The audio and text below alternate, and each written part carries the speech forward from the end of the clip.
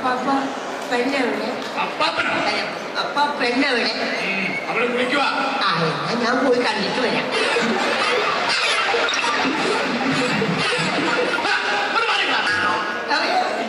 സാധനം ഞാൻ നിന്നെ എത്തിക്കാൻ പോവാ. ഇനി മുതൽ നീയാണ് സൂക്ഷിക്കേണ്ടത്. മോളെ ലോകത്തിന്റെ ഇറക്കി വിടേ.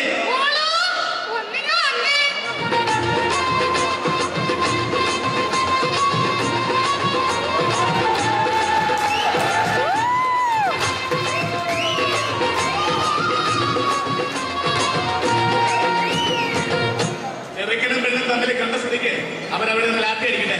നമുക്ക് അപ്പുറത്ത് പോയി ലാത്തി ചാർജ് നടത്താം. ഇത് നമ്മെ തട്ടിക്കൊല്ലാൻ പോവുകയാണോ? ഏതോ വിവരമില്ലാത്ത രാജാവേ, എന്തോ നമുക്ക് അപ്പുറത്ത് പോയി ചായ കുടിക്കാന്നാണ് സാറ് പറഞ്ഞത്.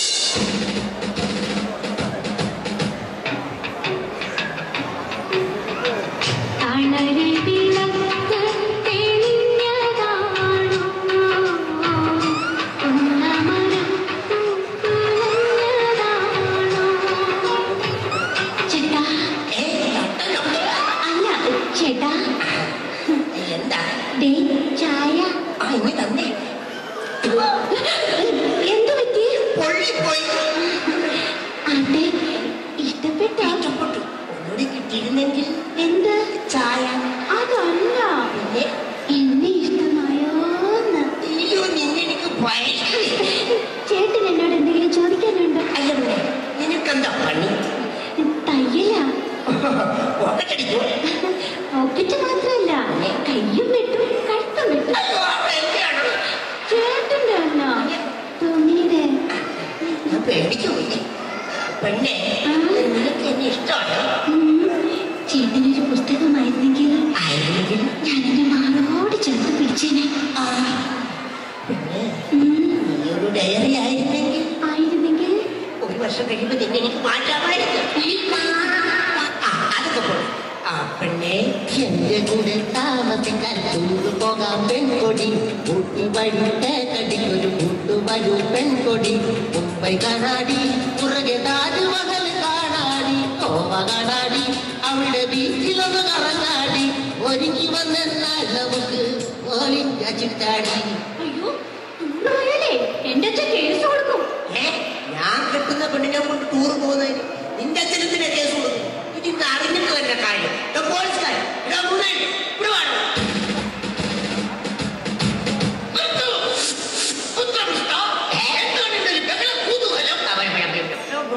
കല്യാണം കഴിഞ്ഞ് ഞാൻ ഈ പെണ്ണിനെ കൊണ്ട് ടൂർ പോകുന്നതിന് ഈ പോലീസുകാരൻ എന്തിനാ കേസ് കൊടുക്കുന്നത്? മോനെ പൊന്നു പോലെ പോലീസുകാരൻ കേസ് കൊടുക്കുമെന്ന് പറഞ്ഞത് അസത്യമാട്ടാ. അസത്യം. ആര് പറഞ്ഞത് അസത്യമാണെന്ന്? ആ സത്യം ഞാൻ തുറന്നു പറയാം. ഞാൻ 9ാം ക്ലാസ്സിൽ പഠിക്കുമ്പോൾ രസതന്ത്രം പഠിപ്പിക്കുന്ന സാറിന്റെ കൂടെ ഒരു രസത്തിന് ടൂർ പോയപ്പോഴും, മത്തായി ചേട്ടന്റെ കൂടെ ഒരാഴ്ച മൈസൂർ ടൂർ പോയപ്പോഴും, പിന്നെ കനകാമ്പര ചേട്ടന്റെ കൂടെ കൊടൈക്കനാലിൽ ടൂർ പോയപ്പോഴും ഈ അച്ഛൻ കേസ് കൊടുത്ത് എന്നെ വിളിച്ചോണ്ട് വന്നത്.